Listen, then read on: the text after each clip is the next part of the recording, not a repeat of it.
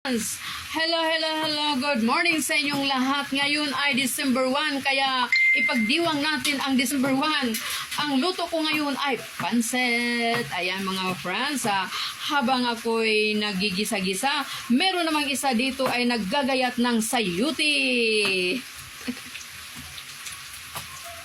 Guys, ang ating kaibigan, ang aming kapitbahay at siya ng sayuti mga friends, tinutulungan niya ako. Ito na ang aking gulay. Ayan mga friends. Naman, ginisa ko na. Anong kailangan mo? Oo. Dahil luto na ang ating karne, ihulog na natin ang sabaw. Pakuluan natin mga buti guys. Ayan mga friends, pakuluan natin. Pero mainit itong mga friends, mainit itong sabaw kasi yung pinaglagaan ba ng chicken ba? Malasa. Oh, malasa yan. Tapos timplahan na lang natin ng cubes mga friends. Ayan, ganyan. Pagkakulo niyan mga friends, ayan. Naman, ihuli ko itong para hindi naman siya kulubot-kulubot ba, ihuli ko itong gulay.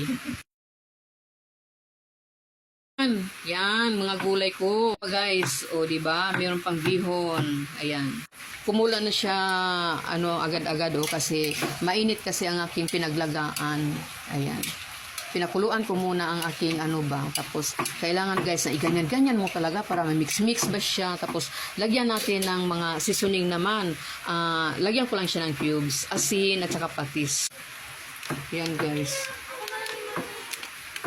Ayan guys, nilagay ko na ang aking bihon. Guys, lagyan ko siya ng kaunting tuyo. Kaunti lang. Mix lang natin. Lagyan ko pa ito ng tubig kasi parang kulang siya ng tubig. Kasi pagkatuyo nito, iga. Ayan guys, sama-sama na lahat. Pati yung ihulog na. Sama-sama na ang lahat ng mga Ricardo, mga friends. Ayan. Nahuli siya pero okay lang. Lalambot din yan. At saka ihulog mo na rin yung cubes natin. Ayan guys. Ganyan lang. Pati hipon. Ihulog mo na. Tira-tira pong hipon dyan. Ayan guys.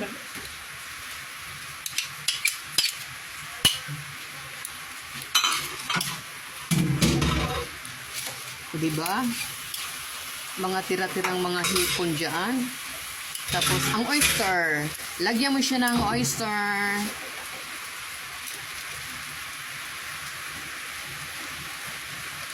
Wow, ang bilis naman talaga. Basta halo-halo lahat. Okay na. Ganyan guys. Bag kami na magkainan dito. Hala, sige. Banat dyan. Halo-halo na lahat. Kami lang naman ang kakain eh. O diba, napaka-colorful ang aking pansit mga friends. Masarap kasi ikain kapag meron bang mga bagyo-bagyo dyan. Ay, ang sarap talagang kumain. Meron dang typhoon.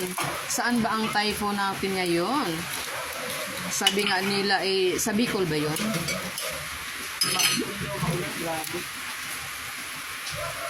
Ayan guys. Ito na guys ang aking pansit. Ayan.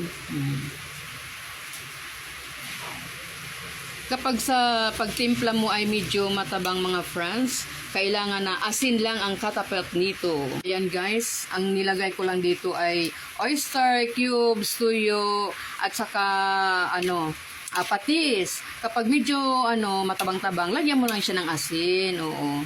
Yan lang mga friends. Ganyan lang ako magtimpla. Ayan.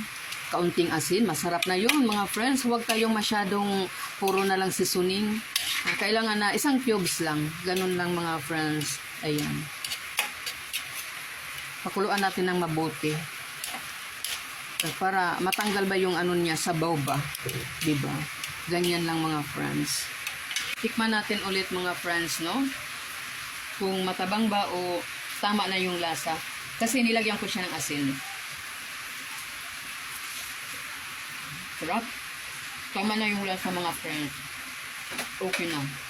Ayan guys, tapos na ang aking pansit. Luto na siya. In na lang guys para matanggal yung sabaw.